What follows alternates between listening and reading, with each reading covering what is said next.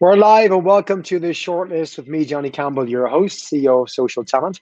It is May 13th and this is our, Shortlist number 4, I think. And I'm super excited this week to have a good friend and an amazing member of our community in the talent acquisition world, Lars Schmidt, joining us this week. We're going to be chatting with Lars over the next 45 minutes. We're going to get through the news. We're going to get into some of the initiatives Lars has been working on and talk to him about some of the insights he's gained speaking to tons of people over the last 8 weeks. Lars runs his own show, podcast. He's going to talk about that as well. If you aren't subscribing already, you will after the end of this, I hope. But maybe before I do you an injustice, Lars, tell the world about yourself. What do you do? What's your background? What have you been up to over the last few weeks? Yeah, well, Johnny, it's great to be here on the show and always good to catch up. I'm Lars Schmidt. I'm the founder of Amplify. Amplify is a boutique consulting firm that does both talent and branding and recruiting strategy consulting and HR executive search based outside of Washington, D.C. in the U.S. I've been in the space for a little over 20 years. Most of that time has been in-house running global recruiting and talent teams for Ticketmaster, Magento, and NPR, and a few other companies. And then kind of around that, I host a podcast called 21st Century HR and write for Fast Company, where I get to nerd out on modern HR practices, people practices, talent practices, and work on projects like this. So excited to be on and spend some time with you all. So Lars, we're going to start with the news. We're going to pick up 3 articles we've seen in the news in the last week and see what you think of them. So Niall, we'll cue some news stories.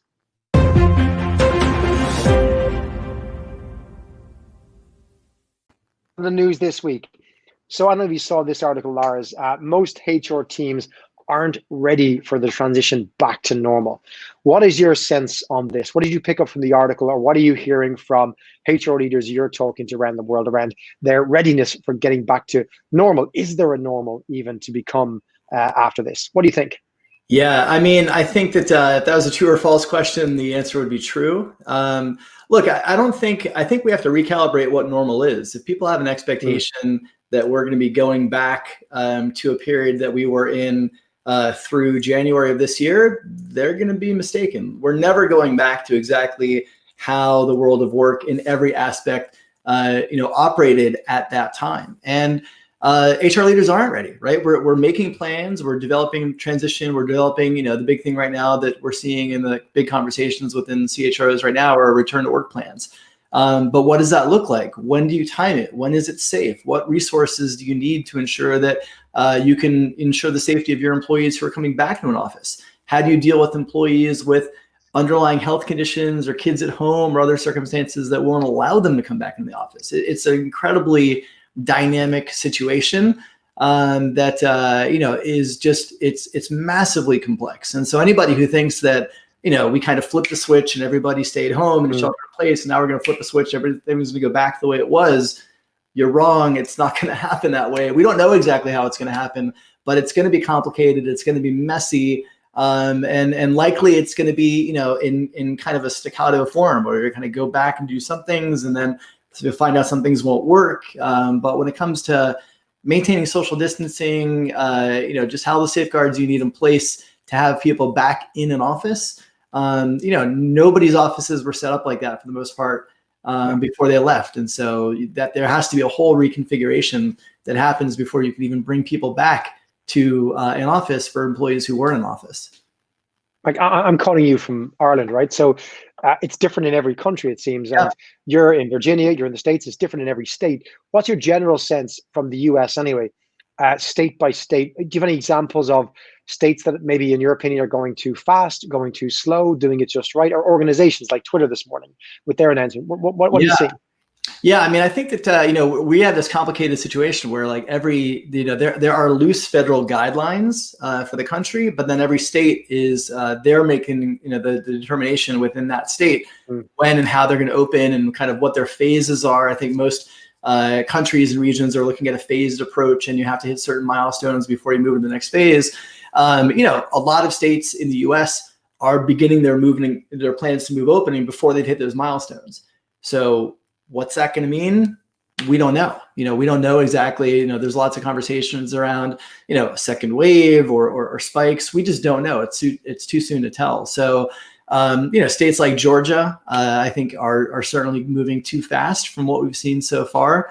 I can't think of any state that's being too conservative. I'm fortunate where I live in Virginia, our governor is a doctor.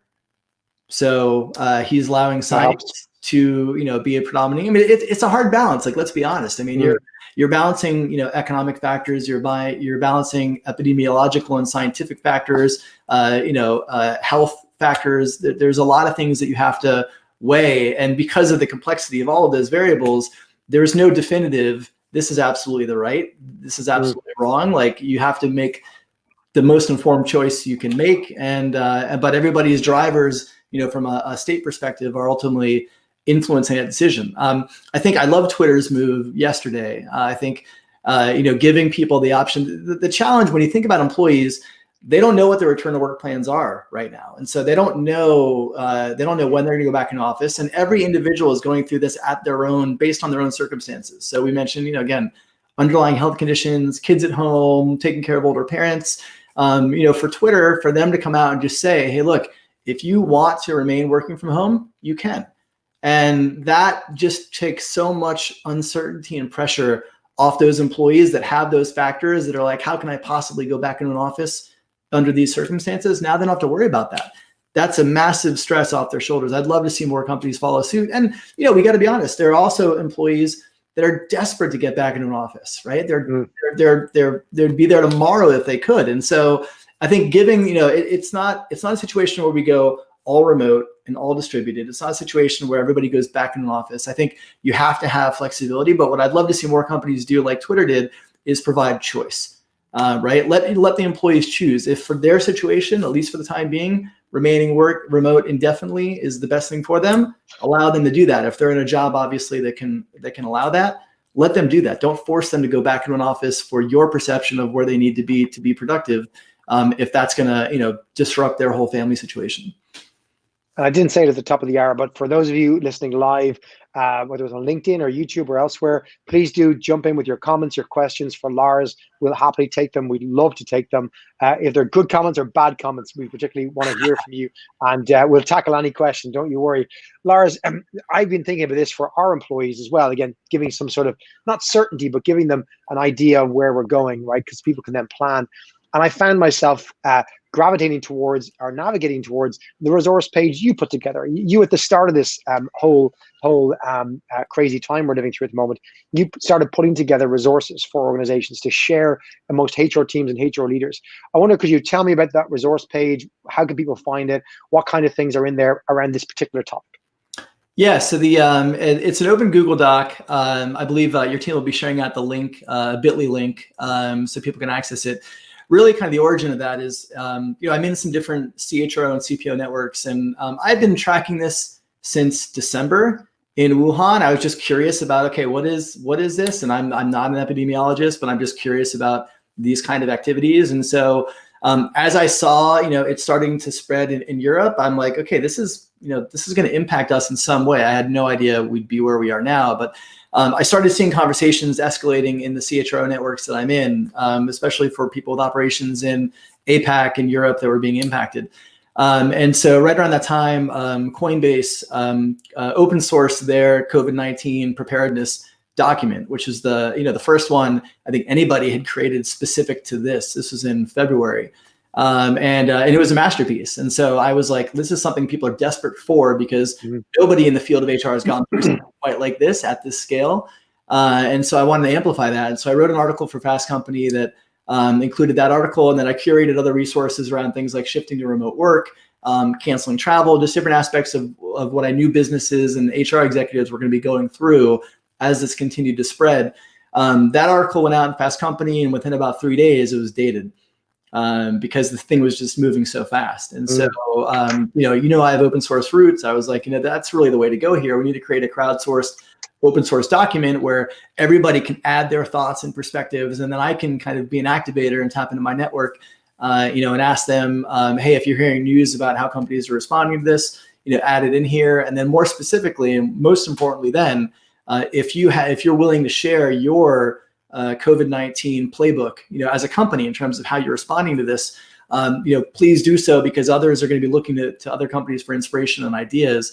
And so, really it was kind of, this was like a microcosm of open source, because you had the, Coinbase uploaded theirs first, right? Like a piece of code. Other people took that, they made their own version based on that. Then they re-uploaded it to the repository, which was essentially this document. So really the way that it played out was exactly like open source software. And it was brilliant to see that. So by the end, we probably had 20 companies who had opened up their playbook. And the document ended up going viral around the world, I think, because there was just such an appetite for having an understanding of what other companies were doing and how they were guiding through this. So it was great to see the HR community and the people community really come together and, get out of what had traditionally been, for many of them, siloed roles where you don't share how you do what you do, and said, no, like, the greater good is that people need to see this, and they're willing to do that. Yeah, I agree. You've been leading the HR open source movement for a number of years. And, I've seen it move at a certain pace that, maybe you and I probably wouldn't have been as happy with that pace as we'd like to see it go faster. Yeah. COVID-19 has given a reason for people to genuinely, crowdsource stuff, because it's never been done before. I'm going to move on quickly to article number 2, or we'll never get through the news today. There's so much happening. So let's talk about stress, right? So this article in The Independent in the UK talked about how they surveyed UK workers and found half of UK workers were feeling more stressed or anxious during lockdown, right? Maybe this isn't a surprise, right? But this article spoke to the fact that people are feeling pressure to be at their desks, this presenteeism concept. They kind of were working on this high adrenaline kind of mode, and that's just not sustainable, and it's causing anxiety, it's causing stress for people above and beyond what perhaps they need right now. What are your thoughts on this, or what are you hearing about HR leaders? What are they doing to try and combat this stuff? Yeah, I mean, I'd say, absolutely, I agree with that. I think when you look at these circumstances, like, these are just weird circumstances, right? It's an understatement alert, but like, we're home, we're locked down. For those of us who are parents, our kids are home. For those of us taking care of, our own parents are having ill, they may be around. We can't go anywhere. Our plans are upside down. Our companies are varying degrees of effective in terms of like how they're being empathetic to our individual situations and circumstances. We're worried about our jobs. We're worried about job security. So, we're concerned about our own productivity. So, we're kind of burning the candle at both ends. Then that's creating, internal stress and anxiety around, like, am I spending enough time with my kids? Am I spending enough time on my job? Am I doing anything to take care of myself? Right? I mean, there's so much complexity bottled up inside this. And so I think it's really important for companies to understand this is the state that their teams are in, that their employees are in, and acknowledge that, right? And try to say, hey, look, you're not giving us 8 hours, a day, and this, like, you can't. Well, here are the things that are really important. Try to do those when you can fit them in, right? Everybody's different in terms of like their own circumstances and when they can be productive. But like, tell them that you are understanding of that. Acknowledge the situation that they're in. Be open to different ways of doing things. I think that becomes really important, because there's this stress that the situation just automatically creates. And when you have the added stress of, not knowing if you're going to be able to maintain your job, and like, you think you have to kill yourself on the hours department to show how productive you can be when you're at home. It's a weird thing. Like, we're talking about this massive shift to remote, right? And this massive shift to distributed work. And, hey, it's just like, we're not working in an office, but this isn't typical remote work, right? Like, we've got all of these other circumstances around us. Like, this is not like, I work remotely. I've been working remotely for years. Like, this isn't a typical work day as a remote employee because of all those other things. So like, despite that, I think people are being as productive as they possibly can, but it takes companies to communicate that. But there's also, like, we were researching this for a course that I think we're launching tomorrow on the SocialTalent platform, where we're talking about remote working, and what all of us, or most of us, are doing. Those of us who are, as organizations, new to kind of everyone doing remote work, it isn't quite true remote work, because this is office work replicated online. People are still sticking to the similar hours they would have worked, like maybe it's 8:30 to 5:30 or whatever. They still do the same meetings and talk verbally about how they're getting things done. true remote work and organizations that have done this for a decade, they actually, the research I've seen certainly, and people I've talked to, you don't have such set hours, and Yeah.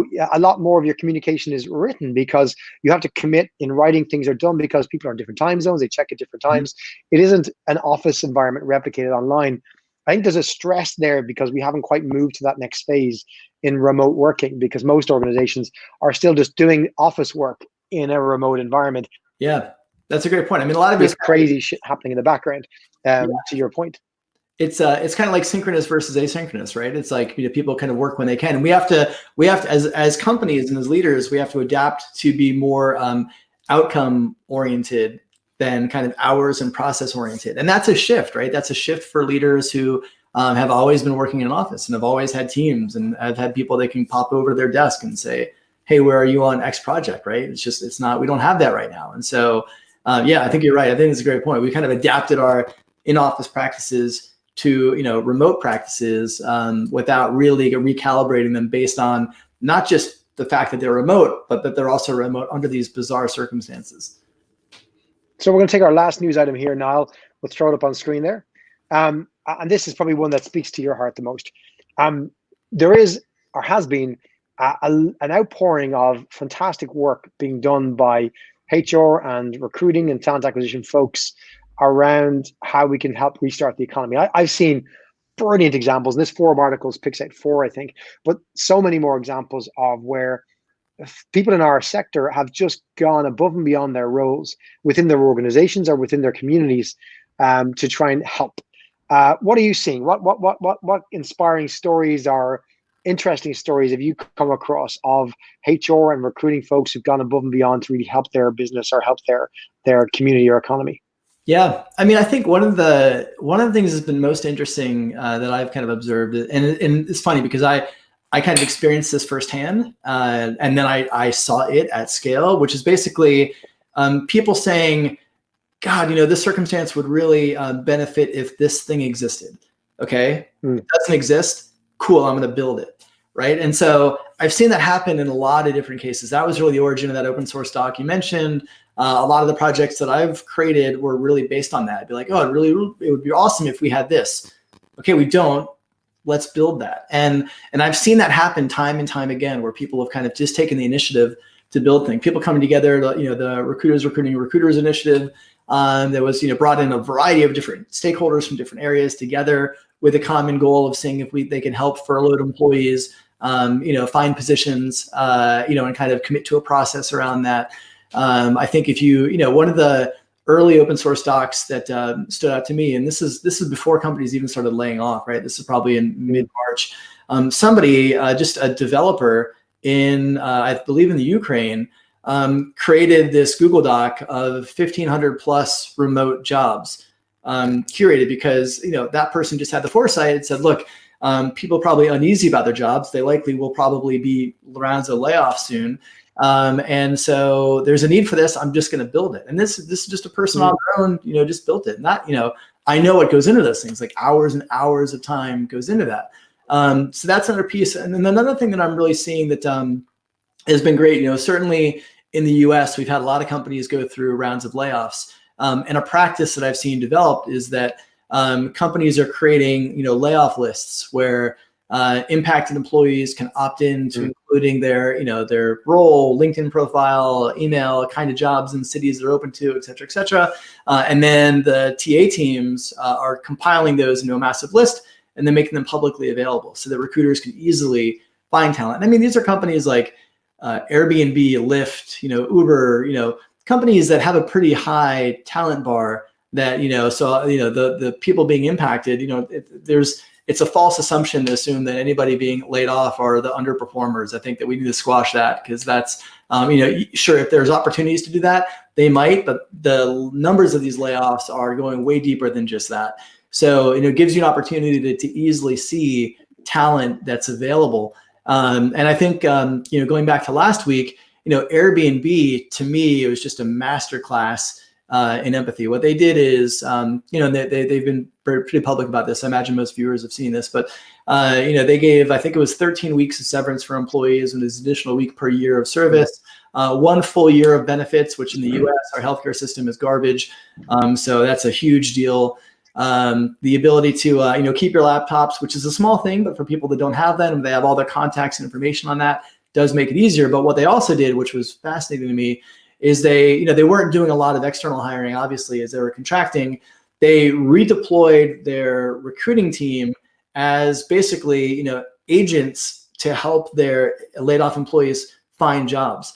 So they created the best layoff list I've seen. And most of them are built in Google Docs. This one was built in Coda, which is like Google Docs on steroids, much more interactive. You can basically build microsites with it. And so they built it on that. And then they also built their own within kind of their Airbnb domain, an outplacement portal that had, profile details of all the employees who were impacted. So, it's fascinating to see for recruiting teams specifically, them pivot from, again, in January, booming global economy, lots of people are hiring, recruiters are balancing 20, 30, 40 recs, now not hiring, now actually asked to go the other way and kind of tap into their recruiting networks to help their employees who are laid off find jobs elsewhere. That's a fascinating case study. I think we're going to be talking about that for years to come. I'm going to ask you about a Coda project in a couple of minutes' time, but I'm going to take some questions and comments from our audience. So a good friend of ours, Draja Misko, who's president of HRO Today magazine and conference organizer. If anyone knows them, they're an awesome organization. So he wants to know, Lars, your thoughts on what technologies are companies leveraging to better enable them to work in remote environments, or what technologies do you think we'll be seeing surface soon? So what are you seeing as the hot technologies that are helping remote working, and what do you think maybe isn't there yet that we might be seeing further down the line? Yeah, I mean, I think that a lot of it is leveraging tech stacks that existed that were already in place. So Slack, Microsoft Teams, Zoom, Google Hangouts, right? Obviously, video is massive now because this is how most of us are communicating. Inter-office communication platforms, again, like Microsoft Teams or Slack, are also heavily being leaned upon, more so even I think than before.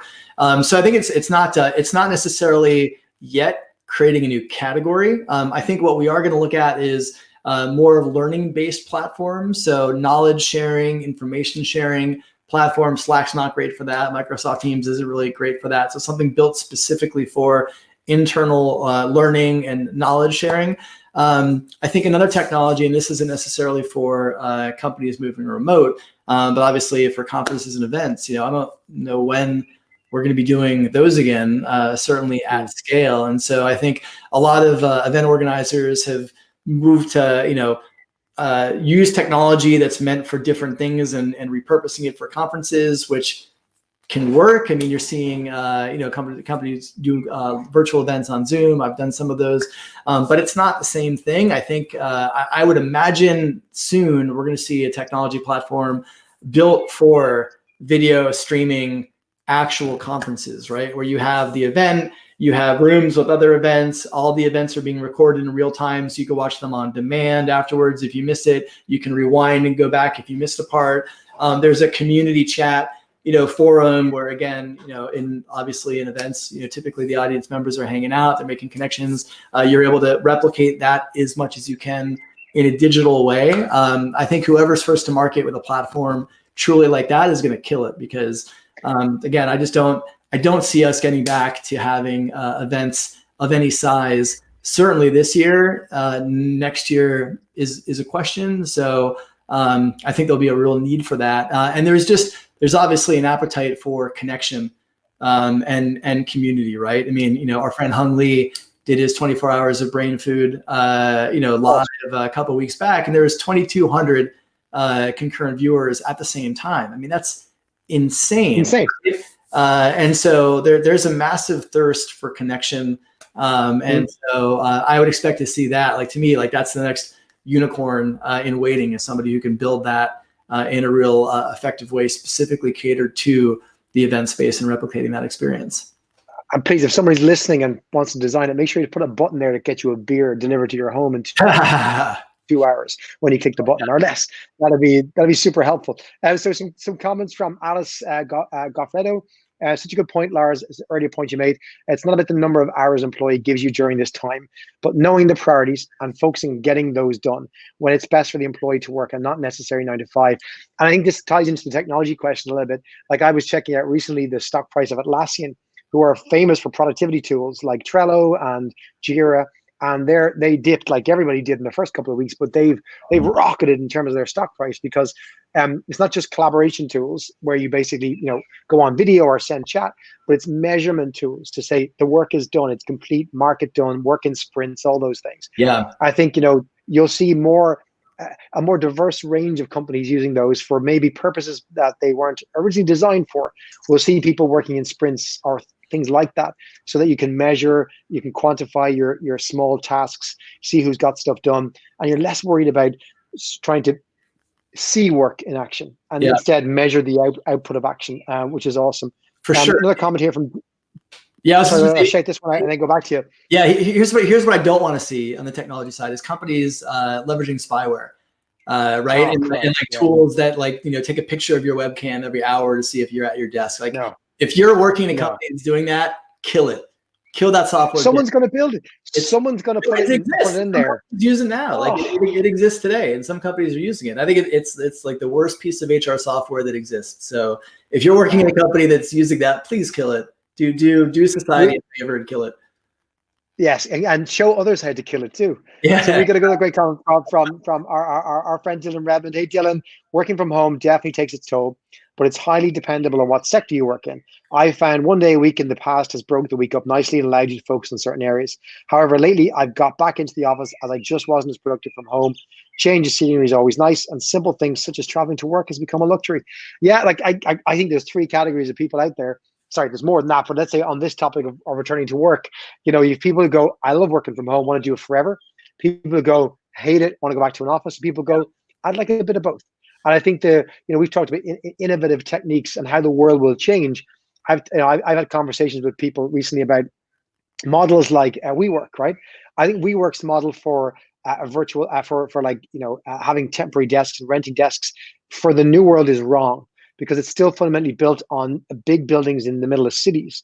And I think the new model, and I want to take this in a direction in a second with you, Lars, the new kind of world of work, which arrived all of a sudden 6 weeks ago, this future world of work just hit us straight away.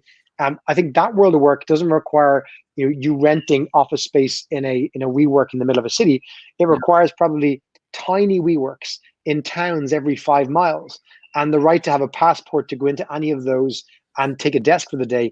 Those kind of real estate models, they haven't come out yet, but I feel like there's going to be so many different ways of innovating out of such, because crises like this lead to innovation and lead to new ideas. And in fact, you've put together, and you announced this week, you've put together a kind of a crowdsourced list of new ways you think that the world's going to be basically working. So tell us about that. Maybe give us your comments on some of the other ideas you've seen there already.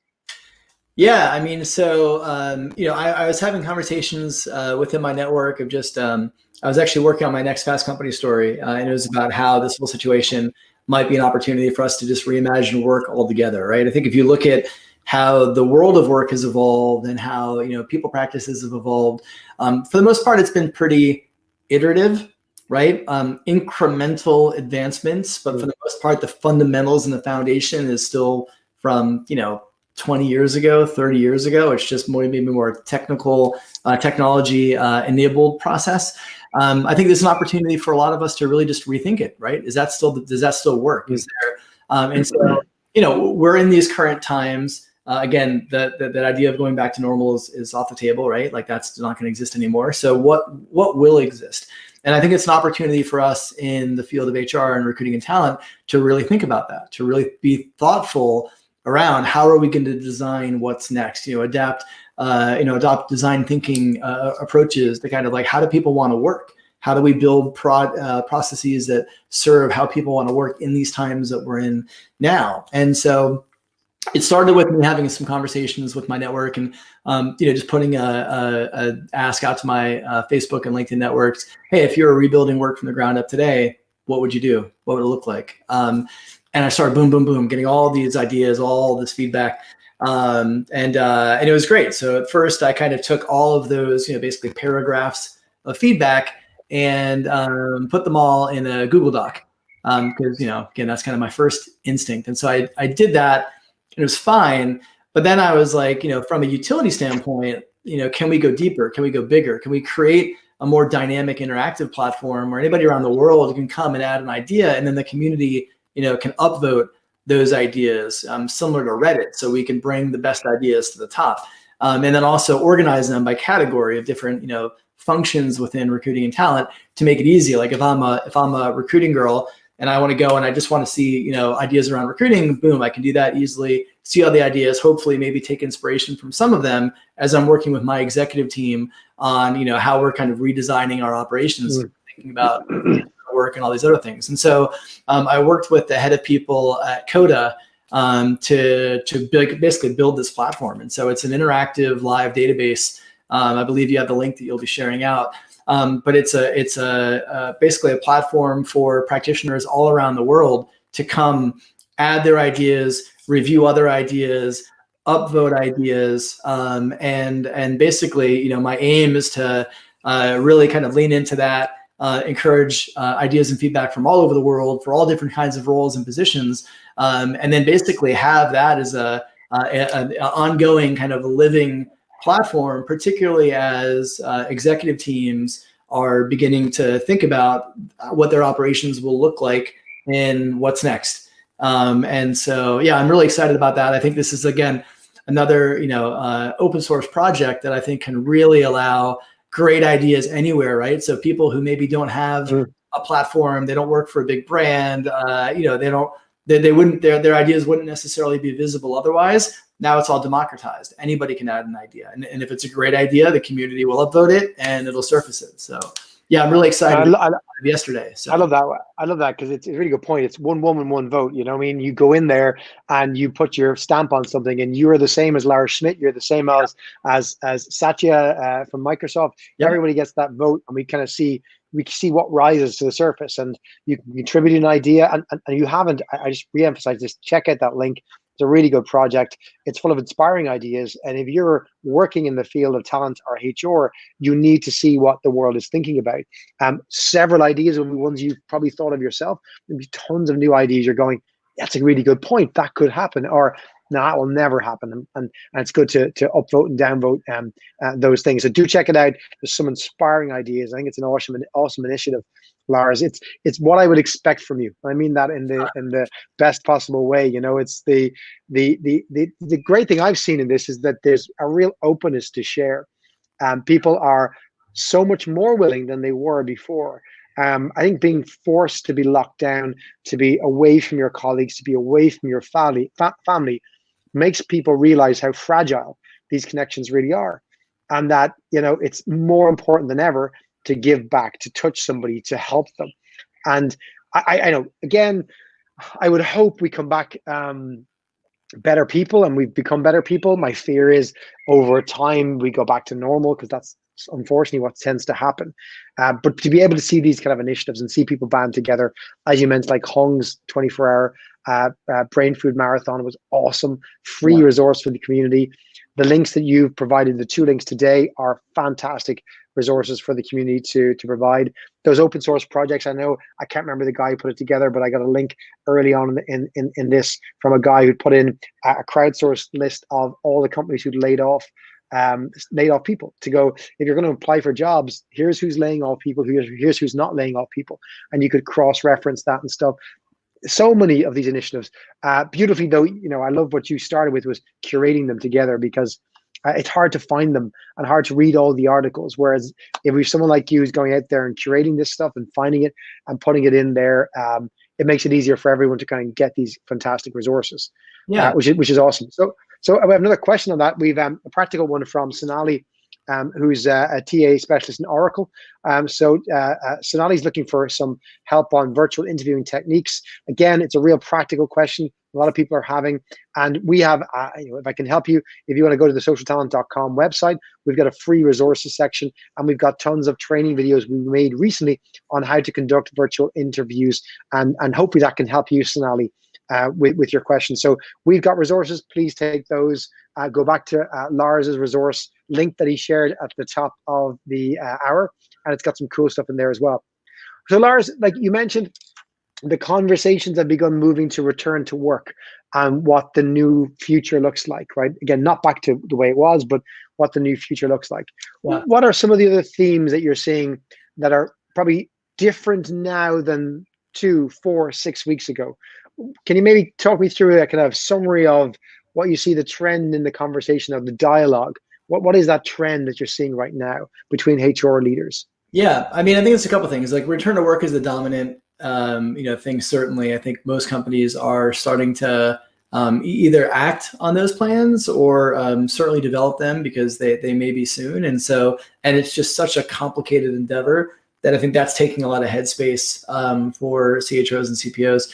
Another piece is, I think they're becoming the conversation and awareness around mental health of employees has certainly been elevated by the situation, right? I think that, going back to just rewind to January, I mean, there are some companies in some industries, right? Like in the Valley, a lot of companies had, dedicated, mental health vendors that they worked with that provided support. And that was kind of, table stakes, I think, is a benefit.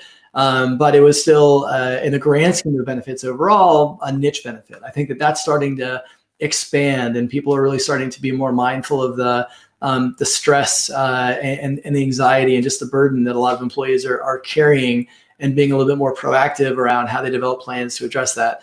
I think they're also looking at, how to, maintain, enhance, support culture in a distributed world, right? Because, let's be honest, I mean, a lot of companies who were not remote or maybe had, one-off remote, employees. Now everybody's remote.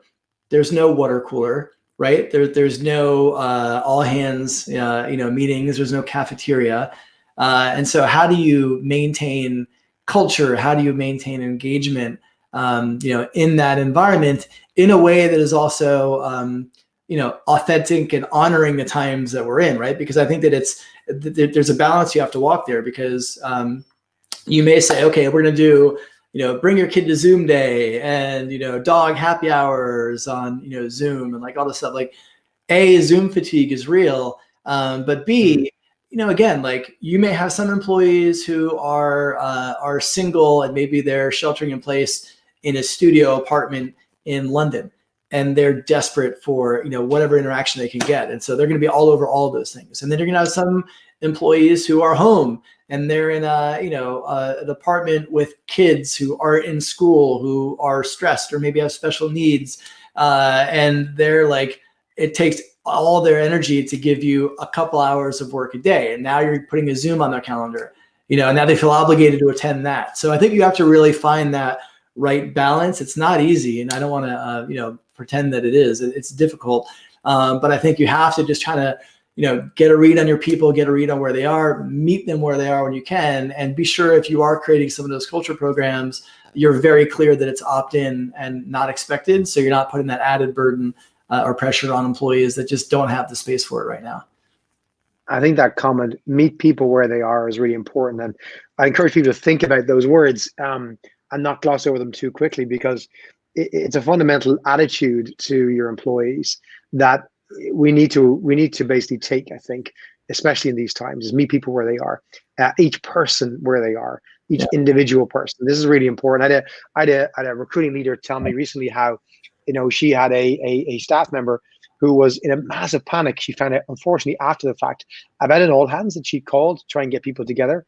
And this leader had 3 kids at home in a small apartment, and they were running around, and the time that the all hands was on was going to be a really difficult time for her with the kids. They were going to be wired full of sugar after lunch or something.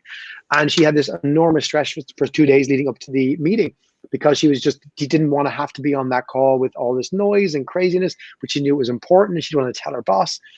And, just to be able to, she needed someone just to reach out to her and go, is everything okay? And, to share that moment and feel okay that she could share that moment in advance so she could de-stress. Because it wasn't that important.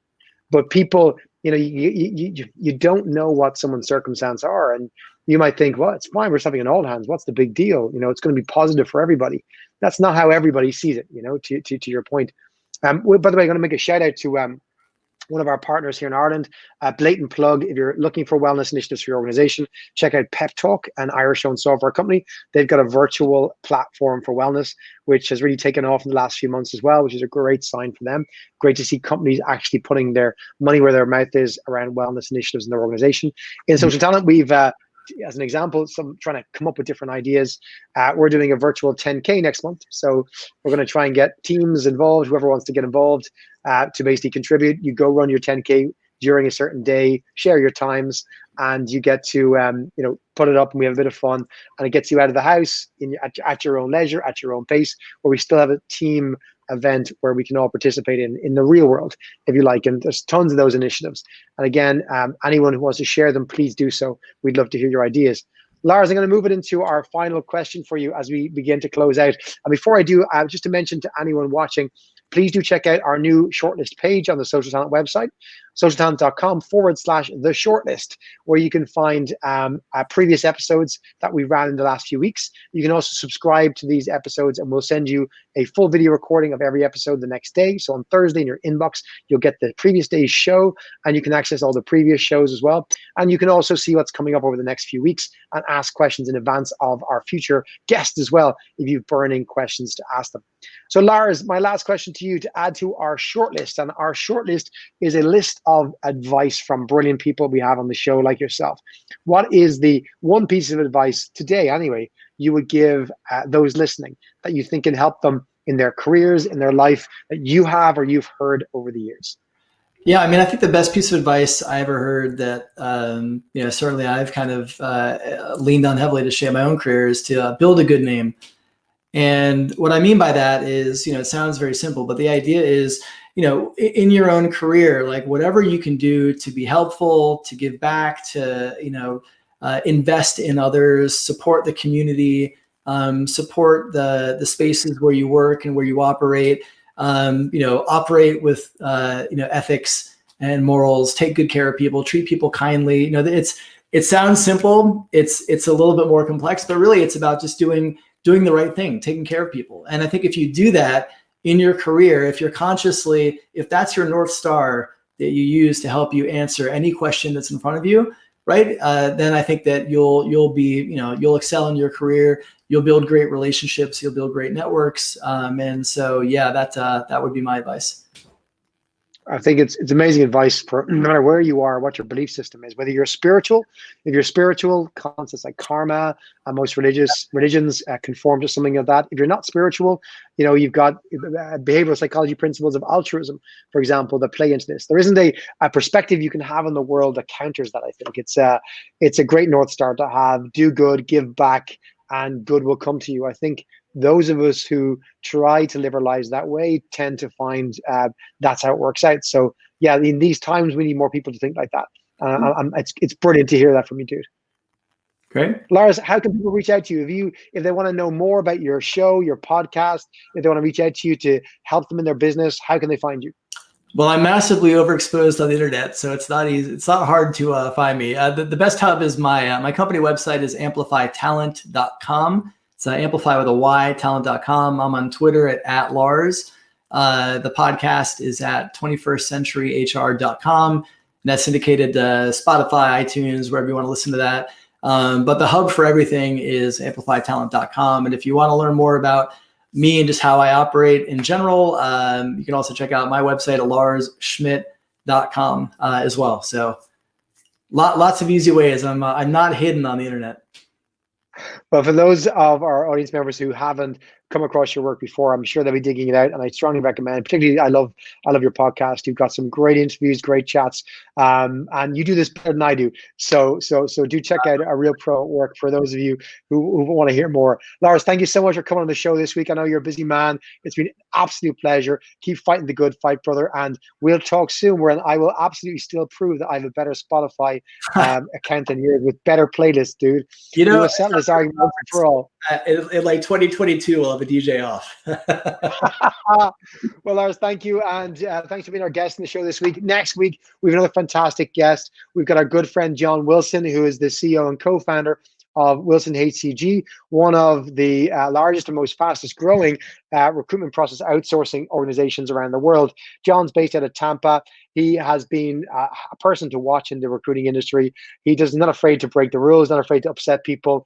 He is a fantastic firebomb of an individual who's got some really, really fantastic thoughts and ideas about what will the world look like as we ramp back up. And he's at the front line of this, talking to leaders about their ramp up plans in different parts of the States and around the world. And he's done so in Asia for customers. He's done so in doing so in Europe and the US. And I want to just kind of have a great chat with John, and do join us because he's got some fantastic insights on how organizations are planning to ramp back up. And if you're a recruiter or if you're in talent acquisition, how you can help and what skills you might need to help organizations in that ramp up. So you can come to the same time next week, which is 4 p.m. UK time, 5 p.m. Central European time. That's 11 p.m. in Singapore. That is 11 a.m. on the East Coast of the US. And that is 8 a.m. on the West Coast of the US. And for those of you who don't know what time it is elsewhere in the world, go figure it out. But you'll find us on YouTube. YouTube is SocialTalent, or on my LinkedIn profile, or you can go to the Shortlist page and sign up there. It's been a pleasure. Thanks for listening. Thanks for all your comments and questions. If you'd like to be on the show or like to nominate someone to be on the show, do reach out to us, and we will see you next week. Thanks, folks. We're out of here.